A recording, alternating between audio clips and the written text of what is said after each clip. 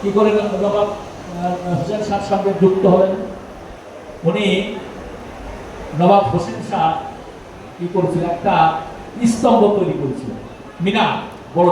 এখন দেখবেন ঢাকা শহরে বিভিন্ন শহরে মিনার হচ্ছে, কারণ আগের মতো আর সেই মূর্তি স্থাপন করে না, এখন করে মিনার। এখানে আরবিতে লেখা দেখা যায় অনেক যত এই যে 5 তারিখের পরেও অনেক জায়গায় মিনার হয়ে গেছে, দেখবেন বিভিন্ন জায়গায় মোড় মোড়ে দেখবেন 5 টাকা ছিল ভেঙে ফেলে মিনার। যাই হোক, হলো মিনার খুব উঁচু, মন্দিরা বলে। তা একজন মিস্ত্রি, পিরু মিস্ত্রি, সে ওই মিনারটা তৈরি করেছে।